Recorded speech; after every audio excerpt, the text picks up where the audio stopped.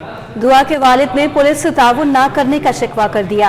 Media से गुफ्तगू में मेहदी अली कासमी ने कहा कि 51 दिन के बाद बच्ची आई और पुलिस ने एक लम्हे के लिए भी बात तक न करने दी। वालिद ने दुआ की उम्र 14 साल होने का दावा दोहरा दिया। उम्मीद जाहिर की कि मेडिकल में बच्ची की उम्र 14 साल साबित हो जाएगी। बिल्कुल सपोर्ट नहीं की, एक सेकंड के लिए मिलने नहीं दिया गया। 51 डेज के बाद मेरी बेटी आई, उन्होंने एक सेकंड के लिए बात तक नहीं करने दी। उसके बाद अभी मेडिकल का बोला है। मेडिकल मैं ऑथेंटिकली कह रहा हूँ कि बच्ची अंडर 14 थी उस वक्त और मेडिकल वो 14। मेहदी काज़मी के वकील ने दावा किया है कि दुआ जहरा पर जहनी दबाव डाला गया और तशद्दुद किया गया। लड़की के साथ ज्यादती हुई है या नहीं, मेडिकल रिपोर्ट में पता चलेगा कि आया ज्यादती हुई है या नहीं। मुकदमे में पंजाब का नहीं सिंध का कानून लागू होगा। जो ज़हनी दबाव डाला गया, बच्ची के ऊपर तशद्दुद किया गया है। अब इंशाल्लाह मेडिकल आ जाएगा, ये भी पता चल जाएगा कि मेडिकल किस तरह और कौन सा मेडिकल बनाया के जा रहा है। जिस तरह से निमरा का मेडिकल सर्टिफिकेट बनाया जा रहा था, हमें पुलिस पे खदशा है। हमारे साथ पुलिस ने कोई कॉपरेट नहीं किया। बच्ची रात से यहाँ पर देर तक पहुंची, अभी जाकर के उनके ऑनरेबल कोर्ट के सामने यहाँ पर पेश किया गया है। बहरहाल इंशाल्लाह आने वाले वक्त में भी पता चल जाएगा कि मेडिकल में क्या रिजल्ट आ रही है। जो बच्ची 2 महीने तक उनके पास कस्टडी में होती है, तो जनाब कि वो बच्ची के साथ किस तरह की ज्यादतियां हुई होंगी आप देखें। उनके किस तरह की रिकॉर्डिंग की गई होगी, सीसीटीवी अपना सीडी बनाई गई होगी, कोई इस तरह की इमोशनल को डॉक्यूमेंट्री बनाई गई होगी। लाजमन बच्ची उनके हैंड में, हमें तो लाजमन वो मिलने नहीं दिया, उनके पेरेंट के साथ मुलाकात नहीं की गई है, तो हमें कैसे पता चलेगा बच्ची के साथ ज्यादती हुई है नहीं हुई है, किस तरह की। हम तो अभी भी बज़ाहिर यही लग रहा है कि बच्ची के ऊपर अभी भी प्रेशर है, बच्ची अभी भी जाती है, बच्ची की नींद भी पूरी नहीं, बच्ची की आंखों में से लग रहा था। माँ बाप मिलने के लाजमन उसके ऊपर इतना प्रेशराइज किया गया है, तभी उसने कहा कि मैं नहीं मिल सकती। कि ये सिंध का लॉ एप्लीकेबल होगा, क्योंकि ये सिंध की बेटी है, सिंध से गई है, एफआईआर भी सिंध में कटी गई, डिस्ट्रिक्ट ईस्ट में कटी गई। लॉ भी हमारा सिंध का प्रिवेल करेगा, लॉ भी हमारा ही चलेगा, यहाँ का कोई पंजाब का लॉ नहीं चलेगा। कहाँ की बेटी है। सब्जियों के बाद फलों की कीमतें भी अरूज पर हैं, तो वहीं सरकारी कीमतों पर अमल दरामद नहीं हो सका। शहर में आम 200 रुपए तक फरोख्त होने लगा। फलों की कीमतों से मुतालिक जानते हैं हमारे नुमाइंदे वसीम इफ्तिखार से। वसीम, आगाह कीजिएगा कीमतों के मुतालिक। मौसम गर्मा के फलों से बाजार सज चुके हैं और आप मेरे अकब में देख सकते हैं कि इस वक्त मौसम गर्मा के जो फल हैं, जिसमें खुबानी है, आम है, जामुन है, फाल्स हैं, और उसके साथ साथ आम के साथ साथ हम देख रहे हैं कि चेरी है। खुबानी के साथ साथ ये आलूचा जिसे कहा जाता है, ये भी मौजूद है। इस वक्त अगर हम इनकी कीमतों की बात करें तो इनकी कीमतें जो है वो यकीनन मुख्तलिफ हैं। शहर के मुख्तलिफ इलाकों में मुख्तलिफ रेट्स पर फ्रूट जो है वो फ़रोख्त किया जा रहा है। बिल्कुल अगर हम आम की बात करें तो मुख्तलिफ जो इकसाम के आम है, जिसमें दशहरी है, सरोली है, तो उनकी कीमतें अलग हैं। सिंधड़ी आम की अलग है। सरोली है, दशहरी जो है वो इस वक्त शहर के मुख्तलिफ इलाकों में 180 रुपये फ़ी किलो तक फ़रोख्त कर रहा है। अगर हम सिंधड़ी की बात करें तो सिंधड़ी का जो रेट है वो तकरीबन 113 रुपये से लेकर 123 रुपये सरकारी रेट है। लेकिन शहर के मुख्तलिफ इलाकों में जो सिंधड़ी है वो 200 रुपये तक फ़रोख्त हो रहा है। चीकू की बात करें तो चीकू इस वक्त सरकारी रेट 103 रुपये है, लेकिन शहर के मुख्तलिफ इलाकों में चीकू दर्जा अव्वल 150 रुपये तक फ़रोख्त हो रहा है। इसी के साथ साथ सेब की बात करें तो सेब की जो सरकारी कीमत है वो तकरीबन 223 रुपये है, लेकिन शहर के मुख्तलिफ इलाकों में जो कुल्लू इकसाम का जो सेब है वो तकरीबन 300 रुपये फ़ी किलो तक फ़रोख्त हो रहा है। सरकारी कीमतों पर कहीं पर भी अमल दरामद नहीं हो रहा। इस वक्त मेरे साथ ये फल फरोश मौजूद है। क्या वजूहत है, सरकारी कीमतों पे आप क्यों नहीं फ़रोख्त करते और फल इतने महंगे क्यों हैं? सरकारी कीमतों पे तो माल मिलता ही नहीं है ना, सरकारी कीमत पे माल नहीं मिलता मेरे भाई। मंडी में जो पठान है, माशकोर हैं, वो उनकी मर्जी, उनके दाम अपने हैं। जो चीज़ हमें पसंद है कि दाम उनका होगा, रेट उनकी मर्जी का, हमारी मर्जी का नहीं है। या ग्राहक से अगर 10-20 रुपये ज़्यादा भी लेते हैं तो वो चिल्लाते हैं, चीखते हैं भी क्यों ले रहे हो ज़्यादा। माल मंडी में यही महंगा बहुत।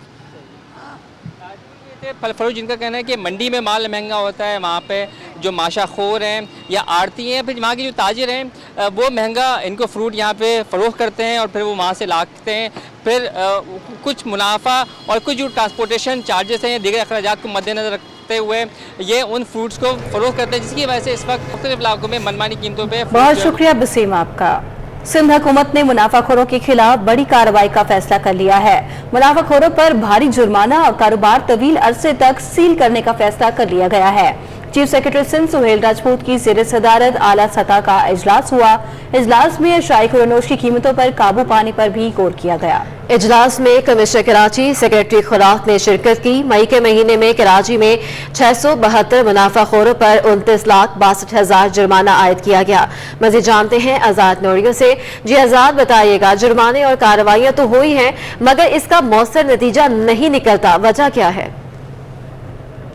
जी बिल्कुल, सिंध सरकार ने मुनाफाखोरों के खिलाफ भारी जुर्माना आयद करने, इसके साथ साथ तवील अरसे तक कारोबार सील करने का फैसला कर लिया है। इस हवाले से chief secretary Sindh doctor Mohammad Suhail Rajput की ज़ेर सदारत इजलास हुआ।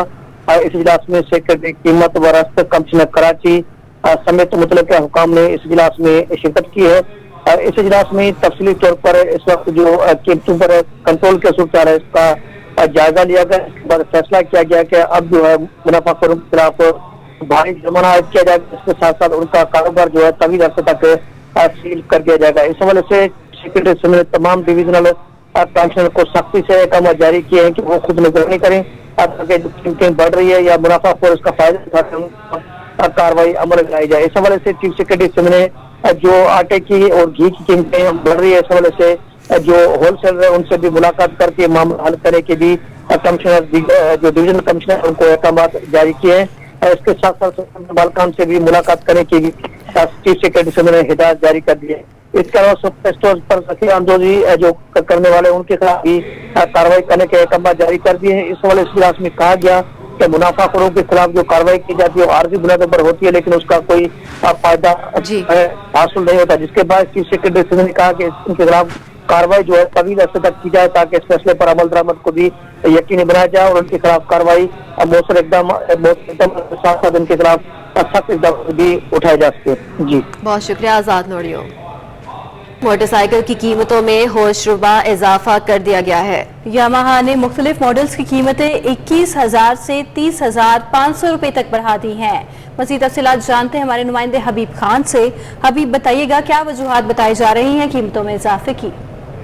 बिल्कुल, देखिए मुख्तलिफ अशिया की कीमतों में इजाफे का सिलसिला इस वक्त जारी है और अगर मोटरसाइकिल की कीमतों के हवाले से बात करें तो यामाहा मोटरसाइकिल कंपनी की जानिब से होशरुबा इजाफा जो है वो इस वक्त मोटरसाइकिल की कीमतों में सामने आ रहा है। 21,000 रुपये से लेके 23,500 रुपये तक का जो इजाफा है वो मोटरसाइकिल की कीमतों में किया गया है। बड़ा इजाफा है यामाहा कंपनी की जानिब से किया गया है। YBR के जो मुख्तलिफ मॉडल्स हैं जिसमें YBR Z के हवाले से बात करें तो 21,000 रुपये इजाफे के बाद जो है वो इसकी नई कीमत 2,31,000 रुपये पे जो है वो उसकी कर दी गई है। इसी तरह से अगर YBR G की जो बात करें जो कि सबसे कामयाब तरीन मॉडल समझा जाता है यामाहा का, उसकी कीमत में 23,000 रुपये का जो है वो बताया जा रहा है इजाफा किया गया है। उसकी जो नई कीमत है 2,68,500 रुपये कर दी गई है। इसी तरह से अगर YBR G के जो लिमिटेड एडिशन है उसकी कीमत में बात करें तो 23,500 रुपये का इजाफा किया गया है और उसकी कीमत भी 2,68,500 रुपये कर दी गई है।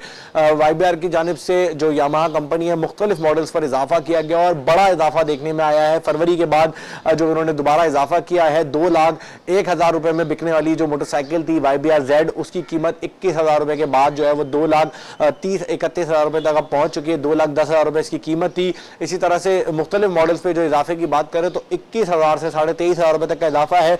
सुजुकी ने भी जो है वो अपने मुख्तलिफ मॉडल्स की कीमत में इजाफा किया है। चाइना मोटरसाइकिल की कीमत में भी जो हम देख रहे हैं कि 7 से 8,000 रुपए तक का जो इजाफा है वो इस वक्त सामने आ रहा है। इस हवाले से जो हमारी बात हुई है all Pakistan electronic and motorcycle dealers alliance के जो चेयरमैन हैं हबीब शेख से, उनका यही कहना था कि कंपनी की जानिब से ये जवाब बनाया जा रहा है कि डॉलर की कीमत में जो मुसलसल इजाफा है उसकी वजह से मोटरसाइकिल की कीमतों में इजाफा जो है वो इस वक्त ज़रूरत है और उसकी जो डॉलर की जो बढ़ती कीमत है उसकी वजह से उसका इम्पैक्ट है। साथ ही साथ उनका ये भी कहना था कि इसकी वजह से जो कीमतों में इजाफे की वजह से मार्केट में जो मोटरसाइकिल की खरीदारी है वो मुकम्मल तौर पर खत्म हो चुकी है। मोटरसाइकिल अब गरीब की सवारी नहीं रही है और हुकूमत से यही मुतालबा कर रहे हैं कि स्पेयर जो पार्ट्स हैं मोटरसाइकिल के उसकी कीमतों में अगर ड्यूटी में रिलीफ दिया जाए तो मोटरसाइकिल हबीब आपका। वज़ीर आला सिंध सैयद मुराद अली शाह से MQM के 8 रुकनी वफद की मुलाकात हुई। मुलाकात में बल्दियाती बिल और सियासी अमूर पर बातचीत की गई।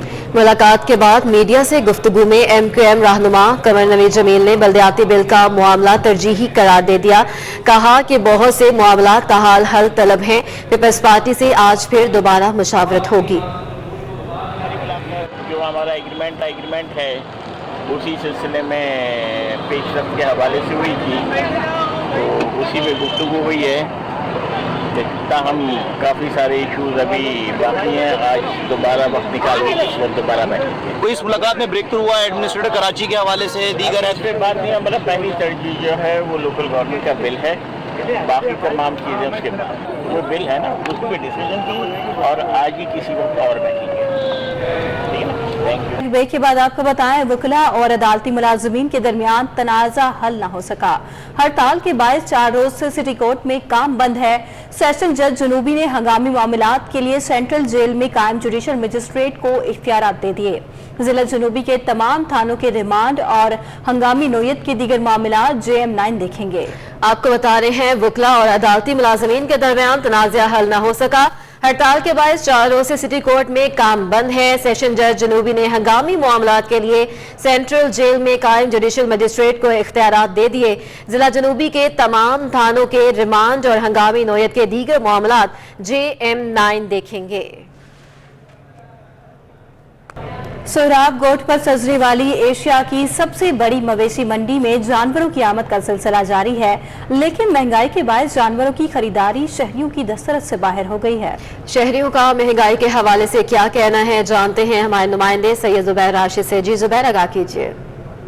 हाँ जी बिल्कुल, इस वक्त मैं मौजूद हूँ एशिया की सबसे बड़ी मवेशी मंडी में, क्योंकि ईद की आमद में सिर्फ और सिर्फ जो है एक ही महीना बाकी रह चुका है और जानवरों की आमद का जो सिलसिला है वो मवेशी मंडी में जारी है। लेकिन अगर मवेशियों की, इन जानवरों की कीमतों के हवाले से बात की जाए तो यकीनन तौर पर इन जानवरों की जो कीमतें हैं आसमान से बातें कर रही हैं। व्यापारी से हम बात करते हैं तो व्यापारियों का यही कहना है कि हम सालों साल जो है इन जानवरों पर मेहनत करते हैं और ईद के दिन यही दिन होते हैं जो कि हमें सिला मिलता है। इस मौजू पर मेरे साथ बात करने के लिए एक शहरी भी मौजूद है, उनसे भी उनके तासुरात जानने की कोशिश करेंगे।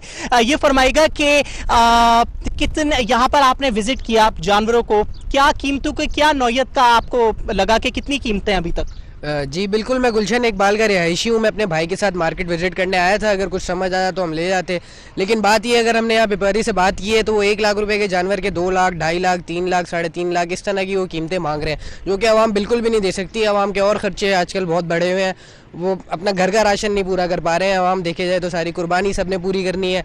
अब इनको चाहिए थोड़ा सा ख्याल करें, व्यापारी को चाहिए थोड़ा सा ख्याल करें लोगों का, लोग कुर्बानी अपनी आसान करें। लेकिन तौर पे बड़ी तशवीशनाक सूरत हाल है कि कुव्वते जो खरीद है उससे ये जो जानवर हैं दस्तरस से दूर होते चले जा रहे हैं। हर साल का ये होता है मौक़िफ़ इन व्यापारियों की जानिब से कि महंगाई है, तो यकीनन तौर पर महंगाई जिस तरीके से आम शहरियों के लिए है तो उसी तरीके से इन व्यापारियों के लिए भी है। जहाँ पर व्यापारी जो है अपने जानवर को फ़रोख्त करने के हवाले से परेशान है, तो वहाँ पर ख़रीदार भी, उनको भी काफ़ी दुश्वारी का सामना है कि जो जानवरों की कीमतें आसमान से बातें कर रही हैं और ईद पर सिर्फ और सिर्फ एक ही महीना। बहुत शुक्रिया जुबैर। पाकिस्तान स्टॉक एक्सचेंज में कारोबार के दौरान तेजी का रुझान है। इंडेक्स 300 से ज़ायद पॉइंट्स इजाफे से 41,621 की पॉइंट्स पर आ गया है। मज़ीद तफसीलात जानते हैं हमारे नुमाइंदे अशरफ खान से। अशरफ, क्या वजूहात बताई जा रही हैं कारोबारी मंदी की? गुज़िश्ता हफ्ते जुमे को शदीद मंदी देखी गई थी, लेकिन आज कारोबार के पहले रोज जो स्टॉक एक्सचेंज में शेयर की खरीदारी देखी जा रही। माइनिंग का कहना है कि शेयर से बेहतर बिजनेस होने की वजह से खरीदारी का रुझान है। कारोबार के दौरान 350 पॉइंट का इजाफा हुआ था, लेकिन इस वक्त करंट अपडेट किए कि 262 पॉइंट इजाफे कर रहे थे, 40,570 की सतह पे पहुंच गया। और मजबूत तौर पर देखा जाए इस वक्त तक तो अभी जो कारोबार जो हुआ है तकरीबन 4 अरब 88 करोड़ शेयर से मालियत के जो शेयर कारोबार, जिसमें 18 करोड़ 86 लाख शेयर का कारोबार हो चुका है।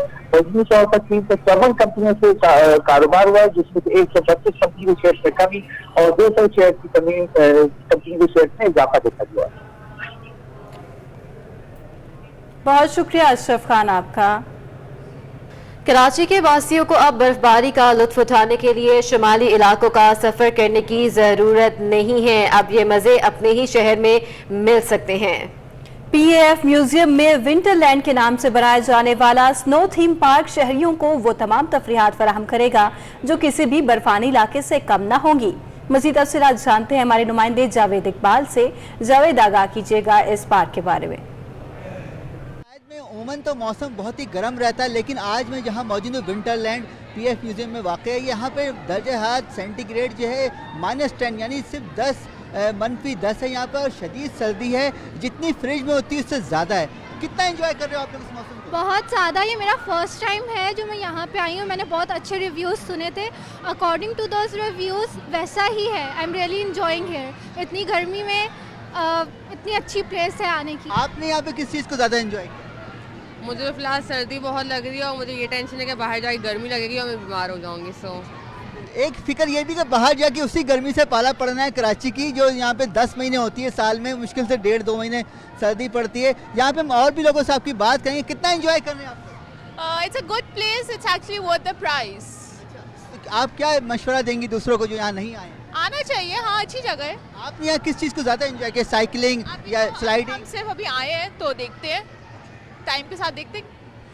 देखा आपने कि सब लोग बहुत खुश हैं, कह रहे तजुर्बा नया है, एंजॉय कर रहे हैं, बर्फ़बारी वाला मौसम है। और क्योंकि कराची में बर्फ़ तो पड़ती नहीं है, लेकिन जो है यहाँ पे एंजॉयमेंट बहुत हो रही है, बहुत एंजॉयमेंट हो रहा है यहाँ पे। ख़वातीन बच्चे सब आए, एंजॉय कर रहे हैं और बर्फ़बारी का मज़ा ले रहे हैं। क्योंकि -10 टेम्परेचर हुए तो कराची वाले तो यकीनन खुशगवार हैरत ही होगी उनको। बहुत शुक्रिया जावेद आपका।